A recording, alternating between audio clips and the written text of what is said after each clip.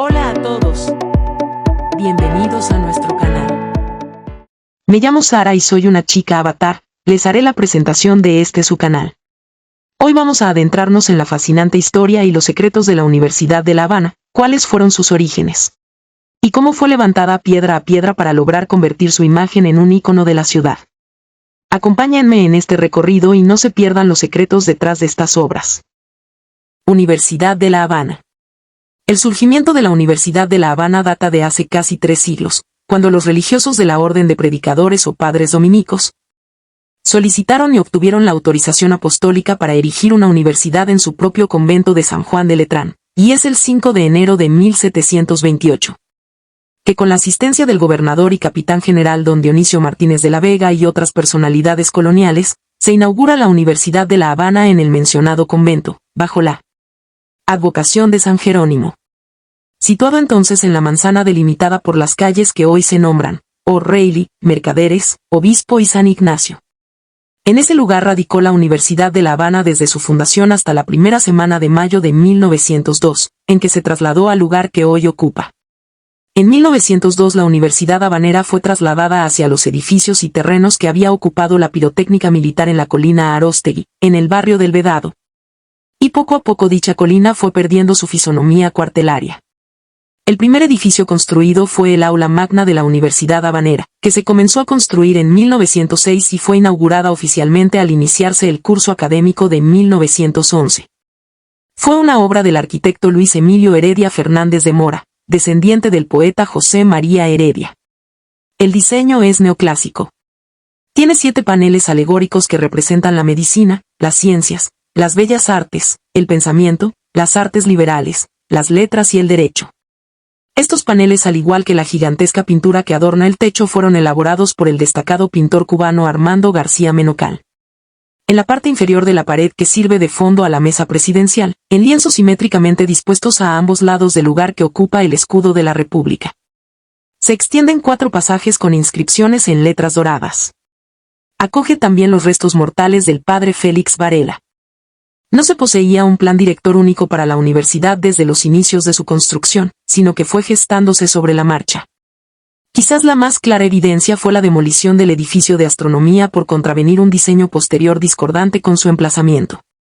La calidad del resultado ha de entenderse en la pericia técnica, sensibilidad y dominio de la profesión de los arquitectos, ingenieros, constructores y artistas cubanos que la ejecutaron, y la claridad conceptual exigida por los comitentes. Asimismo, desde 1906, el recinto de la Quinta de los Molinos quedó a disposición de la universidad, quien la adquirió jurídicamente en 1937. En ella pudo crear espacios para la enseñanza experimental en la Escuela de Agronomía y Botánica, que hoy ocupa el Instituto de Ciencia y Tecnología Aplicadas. Algo parecido sucedió con el Hospital Calixto García, transferido por decreto a la universidad en 1943, pero que desde antes servía a la docencia. Los pabellones que integran el hospital también conforman un notable conjunto neoclásico. En 1916, le siguieron los edificios gemelos de Física y Química, hoy Filosofía e Historia, que comenzaron a definir el grupo de 4 que enmarca el acceso principal. En 1918, la universidad compró 51.000 metros cuadrados del terreno ubicado entre la colina, la Quinta de los Molinos, el hospital y el Castillo del Príncipe, e instaló allí sus campos deportivos. La Universidad de La Habana fue muy influenciada por las universidades norteamericanas, las que incorporaron la práctica del deporte como elemento destacado en su perfil general. El estadio universitario se comenzó a construir en 1922, comenzando con la pista de atletismo y campo para el béisbol, que disponían de unas gradas techadas. El estadio que conocemos hoy se terminó en 1939. Durante la década de 1930 se construyó por el Ministerio de Obras Públicas y fue inaugurada en 1940 con el nombre de Ramiro Valdés Dauzá. La sala deportiva techada que en sus primeros años se destinó exclusivamente para la práctica del baloncesto, y tras el triunfo de la Revolución en 1959, comenzaron a practicarse otras disciplinas. Fue reparada en 2014. La construcción de la piscina olímpica comenzó en 1969. Fue inaugurada en 1972 y funcionó hasta 1995, encontrándose en total abandono. Debe destacarse que ya con los terrenos de la Quinta de los Molinos y los de las áreas deportivas, incluyendo el Hospital Universitario, la ciudad universitaria se extendía por más de 28 hectáreas. En 1919 el escultor checo de origen judío Joseph Mario Korbel trabajó en la creación de la escultura del alma mater. Se ha especulado mucho sobre este hecho y se afirma que para el rostro el artista se inspiró en la joven Feliciana Villalón Wilson. Luego la pieza se envió a Nueva York para ser fundida por la compañía Roman Brands Work. Y a finales de 1920, la trajeron a Cuba. La escultura trata de representar a la diosa Palas Ateneas, símbolo de la sabiduría. En 1921 se inauguró el edificio del rectorado. Este edificio es el frontispicio por excelencia de todo el conjunto con su pórtico y su frontón triangular clásicos. El pórtico de transición con sus 16 columnas corintias realza el acceso principal con sus techos bellamente decorados. La Facultad de Derecho, también de 1921, de los arquitectos Raúl Otero Galarraga y Raúl Iglesias en el mismo estilo, y el magnífico pabellón de Ingeniería y Arquitectura, hoy de Física, de los arquitectos Miguel Ángel Moenc Peralta y Nicolás Quintana Arango, con fachada a la antigua Avenida Universidad. En 1927 se inaugura la espléndida escalinata, eje central de toda la polis, que cualificó el conjunto y su imagen se convirtió en uno de los íconos de la ciudad, por su simbolismo estético. En la década de 1930 se terminaron los inmuebles que cierran la Plaza Cadenas, llamada así en honor al ingeniero agrónomo José Manuel Cadenas, que mucho hizo por el desarrollo de la universidad. Estos edificios son la Escuela de Pedagogía o Edificio Varona, y el edificio Felipe Poey o Facultad de Letras y Ciencias, hoy Matemáticas, terminado en 1940, del arquitecto Pedro Martínez Inclán. Edificio que exhibe en su imponente fachada los nombres de ilustres científicos, con destaque para Felipe Poey, no solo célebre naturalista y sabio cubano, sino profesor de la universidad. Las colecciones científicas de Poey y objetos personales del sabio, el monumento funerario que guarda sus restos mortales, así como obras de arte de diversos formatos hallan sitio en el edificio. Por último, la Biblioteca Central de 1937, del arquitecto Joaquín Weiss y Sánchez, que es el edificio más peculiar del recinto, ya que aunque armoniza y se integra al ortodoxo neoclasicismo del campus, es de estilo Art Deco.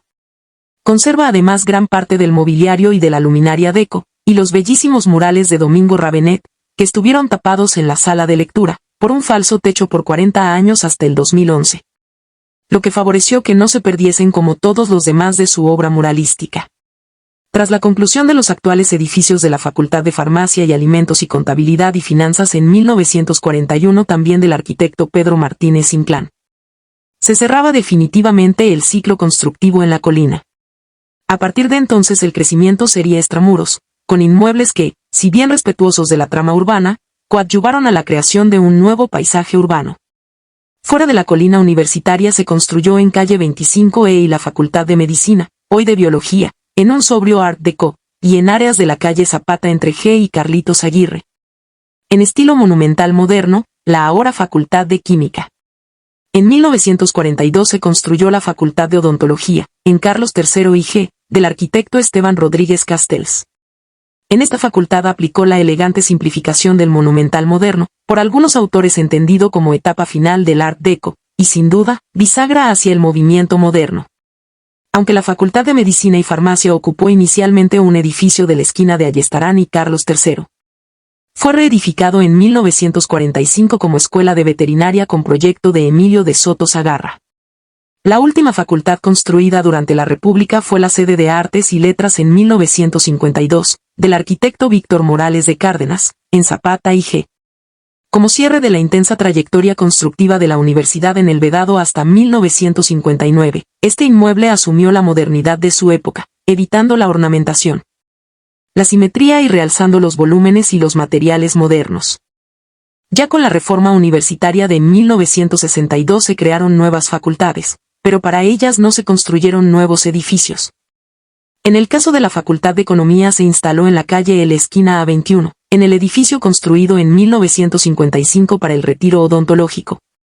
Proyecto del arquitecto Antonio Quintana Simonetti, premio del año 1956 del Colegio de Arquitectos.